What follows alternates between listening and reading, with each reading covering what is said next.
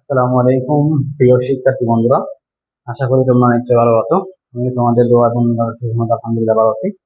আমরা আসাদ এমবিশন কেয়ারের পক্ষ থেকে আজকে অর্থনীতি যে ধারাবাহিক ক্লাসের কথা ছিল, ধারাবাহিক ক্লাসের আজকের লেকচার আমাদের দ্বিতীয় অধ্যায়ের তৃতীয় লেকচার।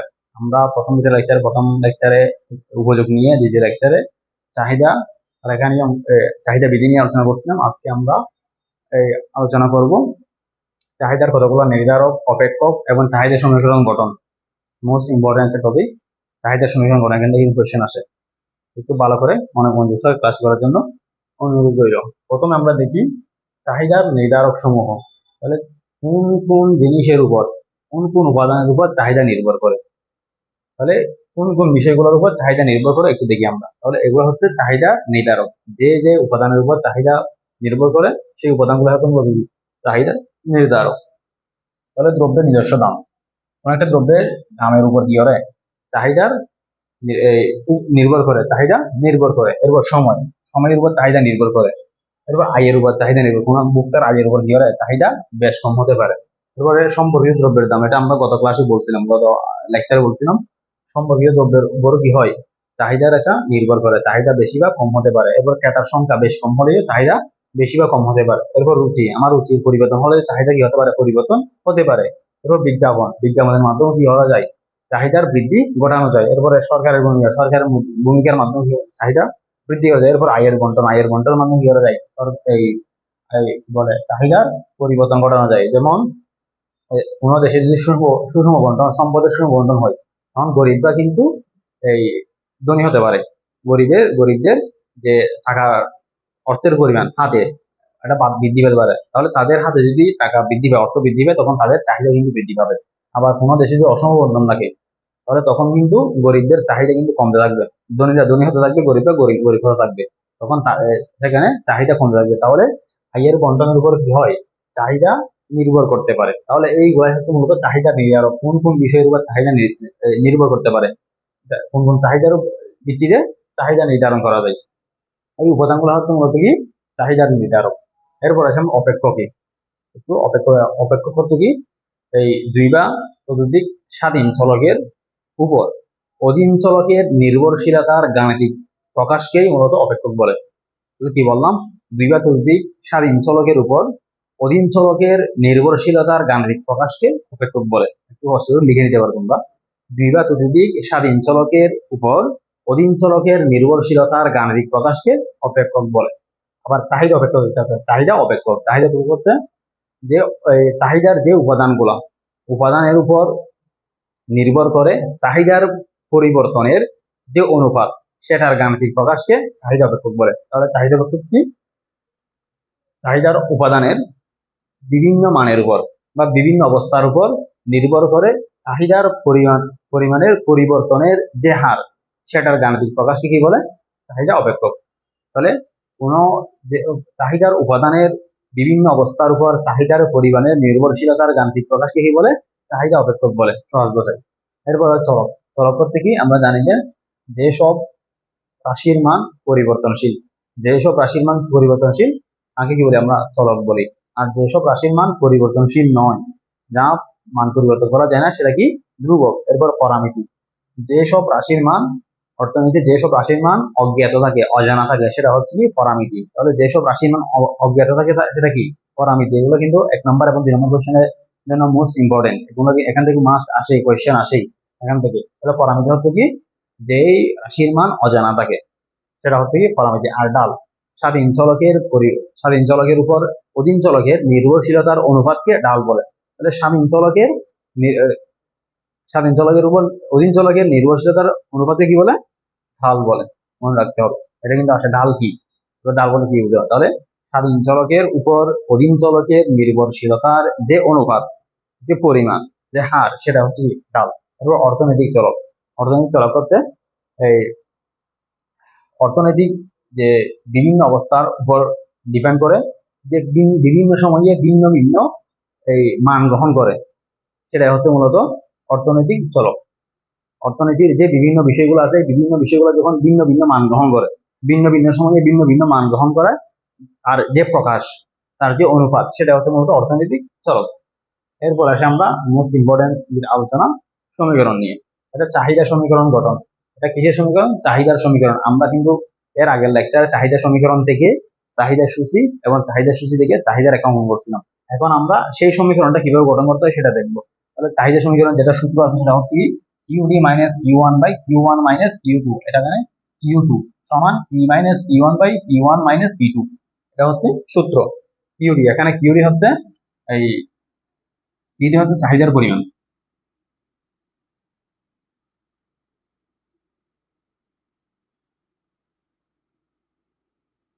পরিমাণ কিউডি, এটা কিউডি। এরপরে কিউ ওয়ান হচ্ছে প্রাথমিক চাহিদা। প্রাথমিক চাহিদা, প্রাথমিক চাহিদা। এরপরে কিউ টু হচ্ছে পরিবর্তিত চাহিদা।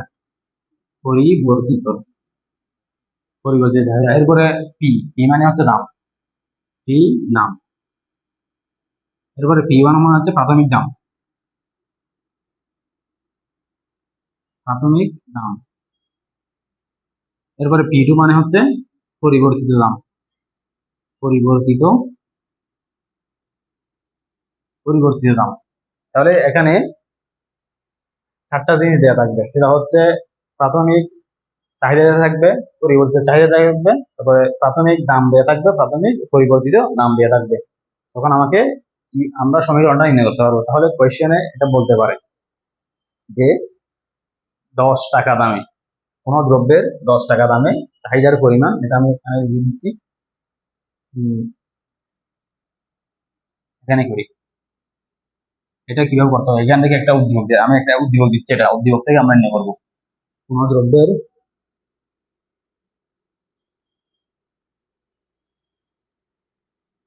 কোন দ্রব্যের 10 টাকা দামে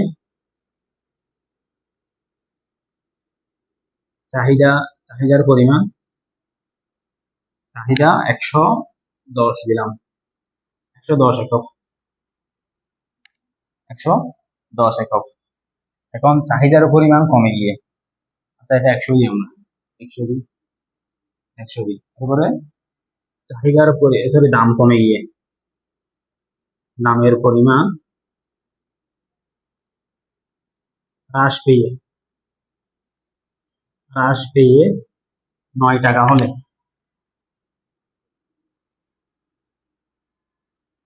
চাহিদার পরিমাণ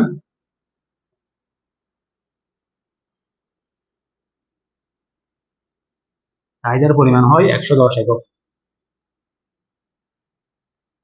110 একক, এটা কোশ্চেনে দেওয়া আছে। তাহলে কোন দ্রব্যের দাম 10 টাকা দামে চাহিদার পরিমাণ 100 একক। এখন দ্রব্যের দাম হ্রাস পেয়ে 9 টাকা হলে চাহিদার পরিমাণ বৃদ্ধি পেয়ে 110 টাকা হয়। তাহলে এটা ওই যে চাহিদা বিধি যারা বলছেন, চাহিদা বিধি কি হয়? দাম কমলে চাহিদা বাড়ে। এই যে 10 টাকা থেকে যখন 9 টাকা হলো, চাহিদা কিন্তু 100 একক থেকে 110 একক হয়ে গেল। এখন আমাকে এখানে বলতে হবে কোনটা প্রাথমিক দাম এবং কোনটা পরিবর্তিত দাম, এবং কোনটা প্রাথমিক চাহিদা এবং কোনটা পরিবর্তিত চাহিদা। তাহলে এই যে প্রথম অবস্থায় যে 10 টাকা দেয়া আছে, এটা হচ্ছে আমার প্রাথমিক দাম। তাহলে এই যে প্রাথমিক দাম কত? 10 টাকা। 10 টাকা। এরপরে পরিবর্তিত দাম কত? পরিবর্তন হয়ে দাম কত হয়েছিল? 9 টাকা হয়েছিল। তাহলে পরিবর্তিত দাম 9 টাকা। এরপর আমার প্রাথমিক চাহিদা কত? এই যে 10 টাকা দামে আমার চাহিদা কত ছিল? 100 একক। তাহলে প্রাথমিক চাহিদা আমার এই যে 100। এরপরে পরিবর্তিত চাহিদা কত? এই যে 9 টাকা দাম আমার কত হলো? 110 একক। তাহলে এখানে পরিবর্তিত কত? 110 একক। তাহলে এই মানগুলো আমাকে দিতে হবে, এই সূত্রের মধ্যে বসাতে হবে। এখানে আমরা বসাই একটু। তাহলে কিউডি আমাকে নির্ণয় করতে হবে। কিউডি মাইনাস কিউ ওয়ান কত? এই যে কিউ ওয়ান 100। কিউ ওয়ান কত? 100। কিউ ওয়ান কত? এই যে কিউ ওয়ান এর মান 100। এবার কিউ টু কত? 110। 110। এরপরে পি এর মান নেই, পি ওয়ান এর মান আছে আমাদের। পি ওয়ান এর মান কত? 10 টাকা। এরপরে পি ওয়ান এর মান 10 টাকা। এরপরে পি টুর মান 9 টাকা পরিবর্তিত। তাহলে এখানে প্রথমে কি আছে? কিউডি মাইনাস 100 এটা আছে। এখন 100 থেকে 110 গেলে -10, -10 হবে। 100 থেকে 110 টাকা যাবে। এরপরে পি মাইনাস 10, 10 টাকা থেকে 9 টাকা গেলে 1 টাকা। এখন আমরা আড়াআড়ি গুণ করবো, 8 গুণন করবো। এই যে এই কিউডি মাইনাস 100 একে কিউডি মাইনাস 100, কিউডি মাইনাস 100 একে কিউডি মাইনাস 100, এরপর এটা যাবে এখানে, তাহলে 10 মাইনাস পি হবে এটা, 10 minus P into 10, 10 minus P into কি 10, 10 minus minus 10 minus 10 P minus, sorry এখানে হবে মাইনাস 10 পি মাইনাস 10। এখন এটা গুণ করতে হবে, আমি একটু মুছে দিচ্ছি।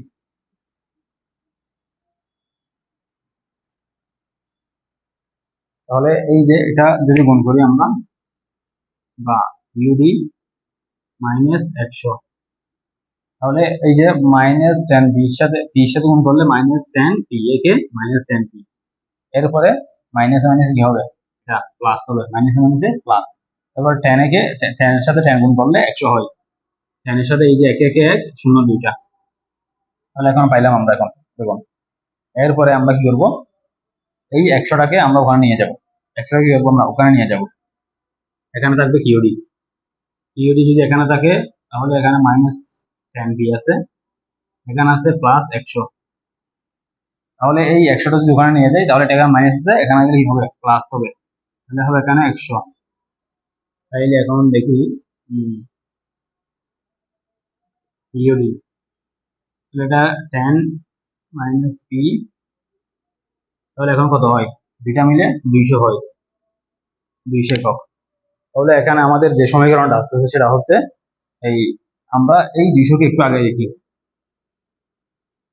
এটা আমরা সুতরাং দিতে পারি, সুতরাং ইউডি সমান 200 মাইনাস 10 পি, 200 মাইনাস 10 পি, এটাই হচ্ছে আমার কিউডি সমীকরণ, এটাই আমার কি সমীকরণ।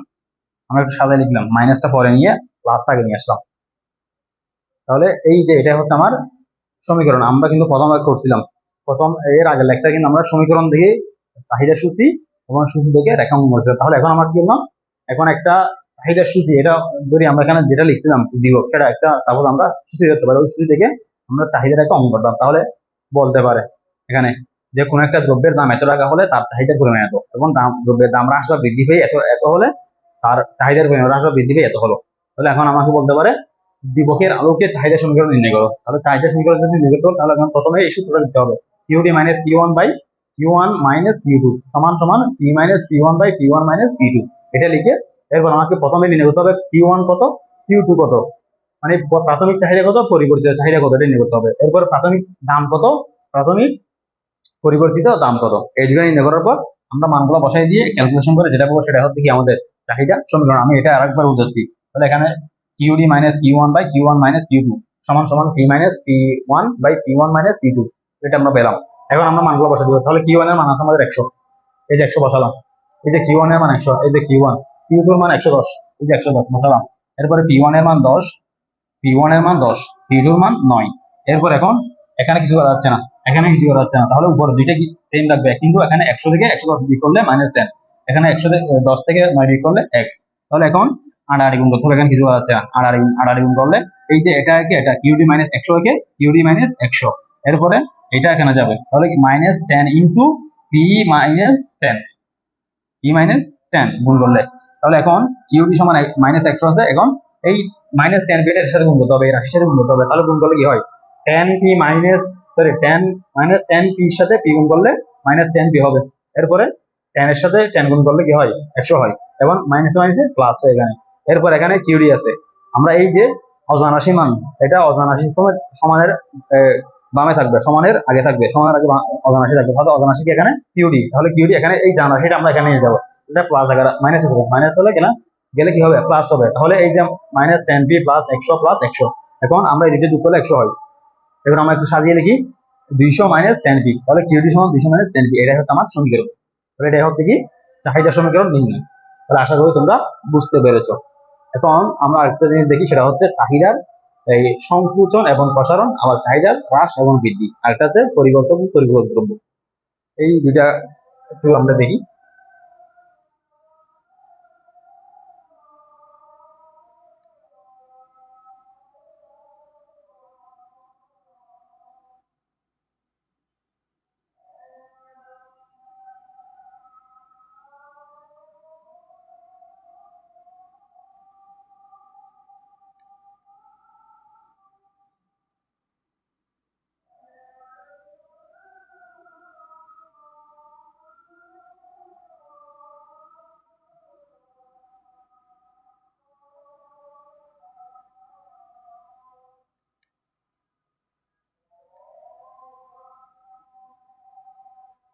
তাহলে আমরা দেখবো এখন যে চাহিদা সংযোজন প্রসারণ।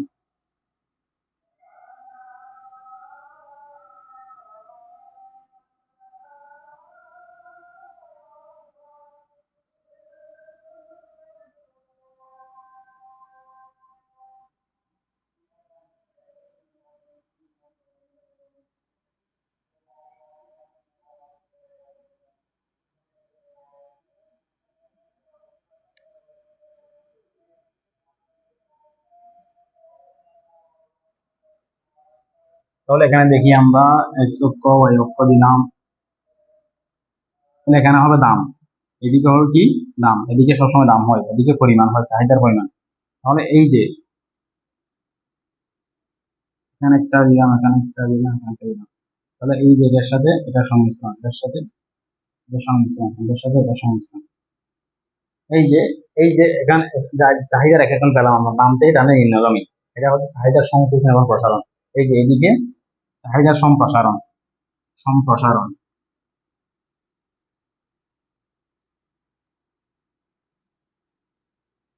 আর এটা হচ্ছে সংকুচন। তাহলে এই যে চাহিদা এদিক থেকে আস্তে আস্তে এই দিক থেকে এসে এই যে কমে গেছে চাহিদা, এখানে ছিল এতটুকু আর এখানে এতটুকু, তাহলে সংকুচন হয়ে গেছে, চাহিদাটা কি হয়েছে সংকুচন হয়ে গেছে, আর এদিকে সম্প্রসারণ হয়েছে, বৃদ্ধি পাইছে। এটা সম্প্রসারণ, এইদিকে এদিকে এটা সম্প্রসারণ আর এদিকে কি সংকুচন, এটাকে বলা হয় চাহিদা সংকুচন এবং প্রসারণ। যেটা দামের ফলে, যেটা কি হয় দামের ফলে চাহিদার কি হয় সম্প্রসারণ এবং বৃদ্ধি হয়। তাহলে দামের পরিবর্তনের ফলে চাহিদার সংকুচন এবং প্রসারণ ঘটে, কিসের ফলে দামের পরিবর্তনের ফলে। আবার চাহিদার পরিবর্তনের ফলে অথবা অন্যান্য অবস্থার ফলে যেই চাহিদার পরিবর্তন সেটা হচ্ছে চাহিদার হ্রাস বৃদ্ধি। মানে দাম ছাড়া অন্যান্য যে অবস্থা ছিল আমাদের রুচি, অভ্যাস, ক্রেতার যুক্তিশীলতা, তারপর পরিভোগ দ্রব্য, পরিবর্তন দ্রব্য, তারপর আছে আপনার সময়, আবহাওয়া, এইগুলার পরিবর্তনের ফলে যদি চাহিদা হ্রাস বৃদ্ধি হয় সেটা হচ্ছে চাহিদার কম বা বেশি হয় সেটা হচ্ছে চাহিদা হ্রাস বৃদ্ধি। যেমন এটা হতে পারে এই যে এখানে একটা চাহিদা দেওয়া আছে, এটা একটা চাহিদা রেখা, এটা এইদিকে বৃদ্ধি হতে পারে আবার এদিকে কমতেও পারে। তাহলে এই যে এদিকে যেটা আসতেছে সেটা হচ্ছে বৃদ্ধি, আর এদিকে যেটা আসতেছে সেটা হচ্ছে হ্রাস, চাহিদা হ্রাস। যেমন এই যে এটা এটা একটা পরিমাণ, এই পরিমাণের মধ্যে চাহিদা এখানে ছিল, এবং হঠাৎ করে আমার আয় বৃদ্ধির ফলে আমার আয় বৃদ্ধি হয়েছে, আমার আয় বৃদ্ধি বলে চাহিদা বৃদ্ধি হয়েছে, কিন্তু দাম কি হয় নাই, পরিবর্তন হয় নাই।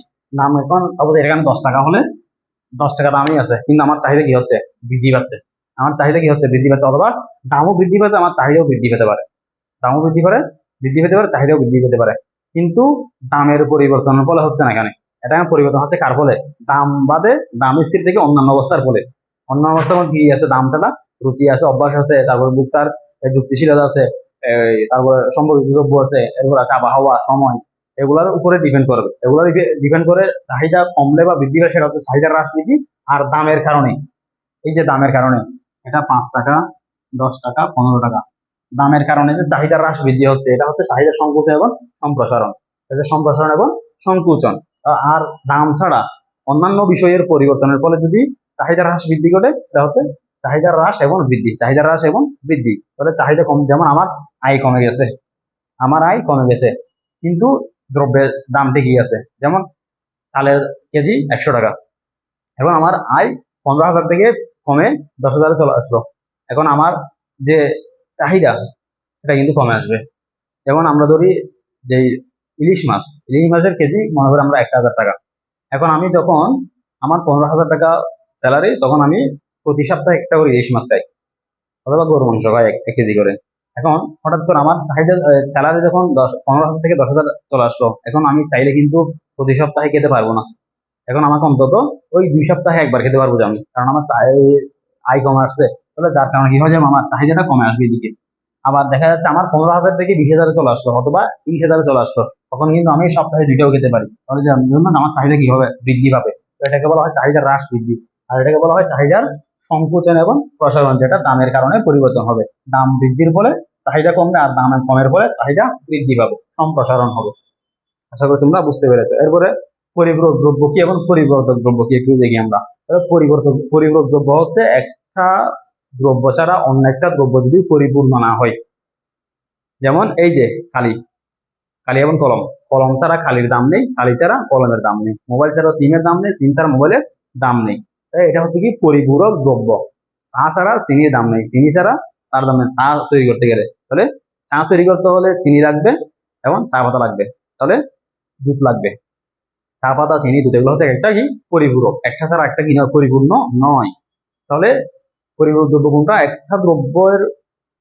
একটা দ্রব্যের জন্য অন্য একটা দ্রব্য প্রয়োজন হলে সেটা হচ্ছে পরিপূরক দ্রব্য। আর পরিবর্তিত দ্রব্য হচ্ছে একটা দ্রব্য ভোগের ফলে অন্য একটা দ্রব্যের উপযোগ পাওয়া গেলে, প্রায় সমান উপযোগ, একেবারে সমান না, প্রায় সমান উপযোগ পাওয়া গেলে সেটা হচ্ছে পরিবর্তিত দ্রব্য। যেমন চা এবং কফি, আমি দুইটা খেলে কিন্তু চায়ের যে মোটামুটি আমি চা খেলেও যেই উপযোগটা পাচ্ছি, আমার চা খাওয়ার অভ্যাস যদি থাকে তাহলে আমাকে চা খেতে হবে, গরম খেতে হবে, চাটা খেতে হবে। তাহলে চা না পেলে আমাকে অন্তত কফি হলেও হবে। তাহলে আমি চা এবং কফি পান করে প্রায় কি পাচ্ছি? সমান উপযোগ পাচ্ছি। এবং গুড় এবং চিনি, যেমন গুড় থেকেও মিষ্টি পাই, চিনি থেকেও মিষ্টি পাই। তাহলে আমাকে গুড় না হলেও চিনি, চিনি না হলে গুড়, যে কোনো একটা খেতে হবে।